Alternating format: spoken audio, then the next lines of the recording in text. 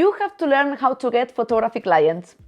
But most importantly, you need to understand why you are not getting any. Or maybe you are getting some, but you are not getting paid for them. Or maybe you are getting peanuts. And I promise you, that's not the way you're gonna be able to make it full-time with your camera.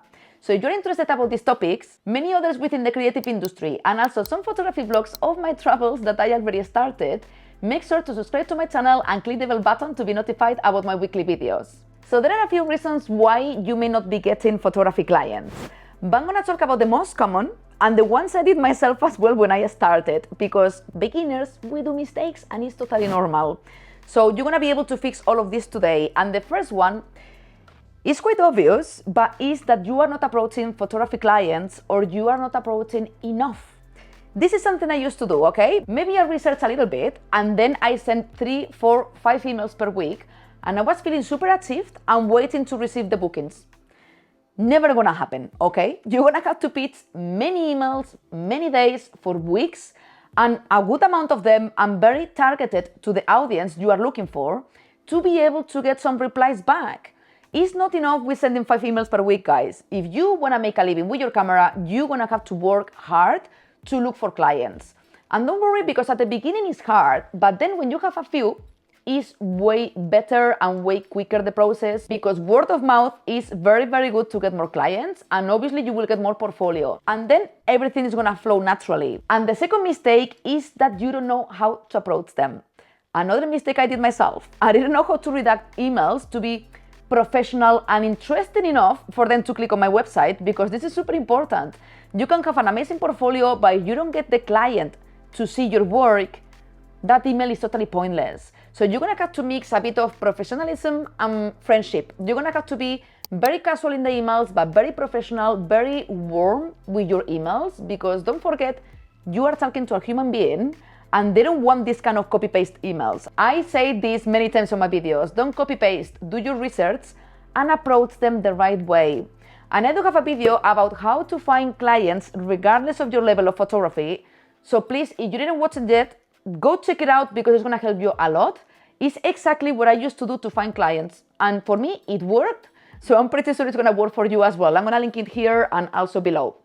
Then, the next mistake, not having your professional website to showcase your professional portfolio as a professional photographer. And I say professional many times because, guys, you cannot look professional sending an Instagram account, okay? I always say this in my videos. Instagram is not a portfolio. Social media is not a portfolio. So please stop doing that. And I'm gonna give you the reasons again, even though I already said it. Maybe you didn't watch those videos, but please. With an Instagram account, you are just showing one niche to that client. You're not gonna be able to categorize by niches like you can do on a website. Then in the website as well, having one, you're gonna be able to have a professional email. So people, when receive your emails, right away they're gonna consider you serious and professional, because it's gonna be a professional email with your name on it. Like mine, my email has my domain name on it. Not gmail.com, hotmail.com is not professional. Also your branding. You're gonna be able to have a beautiful branding you're gonna design yourself, and you don't have to design too much. It's just the colors you use, maybe the logo of your name, things like that. People are gonna recognize your work because of your branding as well, so it's way more professional. You can have a blog as well, a photography blog that is gonna give you credibility. Please have a website. Don't have a portfolio on an Instagram account, because they're not gonna take you seriously. And everyone has Instagram nowadays, guys. So please make a website. You're gonna have a link below to mine. Is the one I use. It's a free trial for you to try it out, and it's Squarespace. I've been using it for years. I'm super happy with it. It's very good looking, because you can choose the template you like, and then you can customize however you want that template. And for photography, it's insane. I really like it. Check the link, try it out to see if you like it. It's quite simple. And make yourself a website, because if you don't have one, it's not gonna look as professional as if you don't have it. Another mistake is to set up the wrong pricing. Tell me please below, comment if you are struggling with this. Because I don't even know, guys, how many years I struggled to figure out my fees.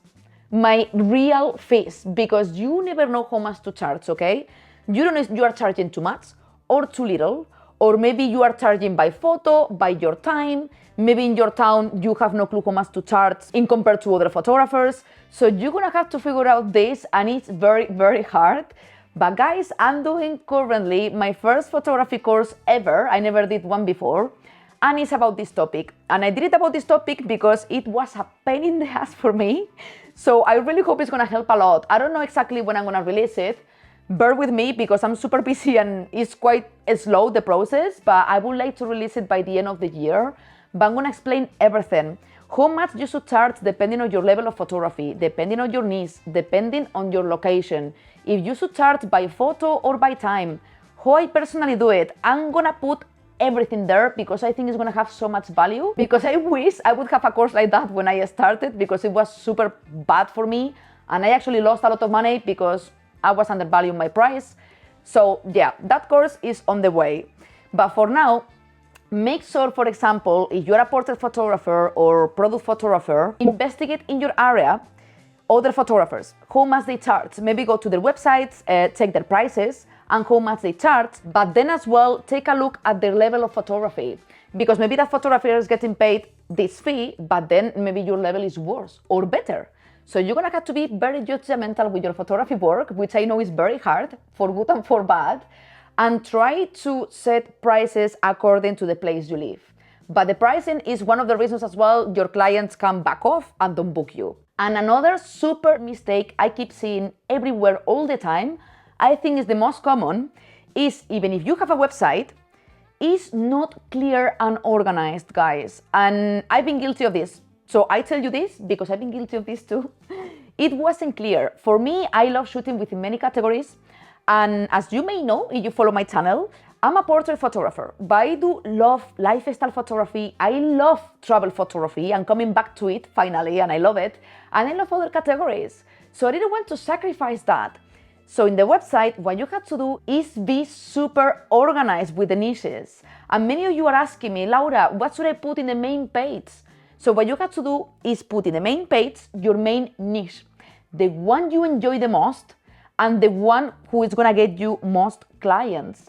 So for example, because I really wanna target portrait photography, creative portrait photography, you're gonna go to my main website and you're gonna see I'm a portrait photographer very clearly.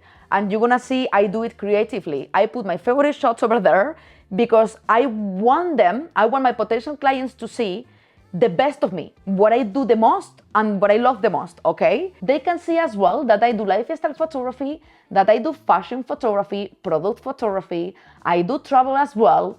So it can sound a bit messy, but you check my website, it's not messy at all.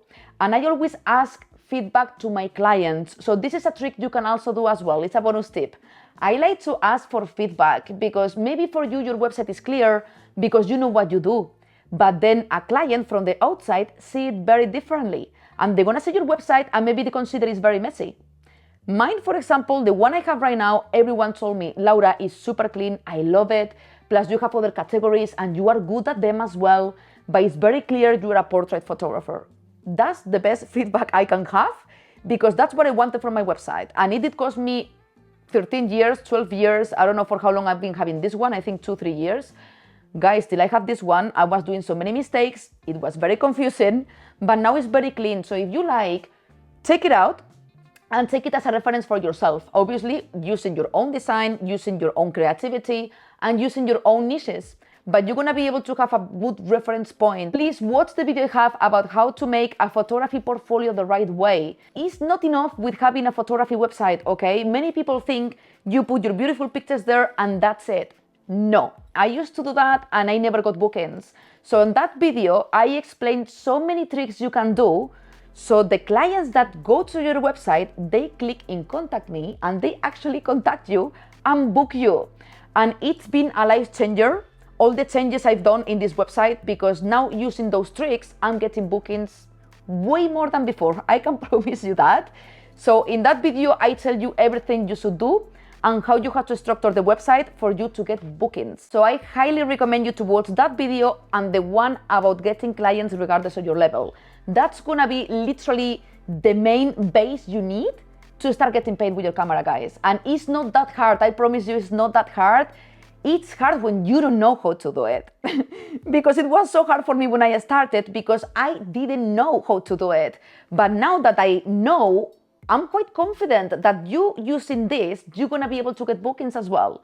It's gonna depend, obviously, as well in your level of photography. That's why you have to do collaborations and try to get a very good looking portfolio, you know, in terms of images. But once you have that, photography is amazing. There is a space for everyone out there, guys. I promise you that. I live in London. Photographers here, I'm nothing in compared to them.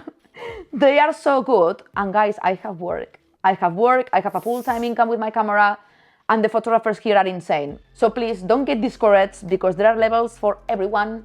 And I think that's it for today. Please subscribe if you didn't yet, like the video if you took something good from it. Check those videos out because they are very, very good.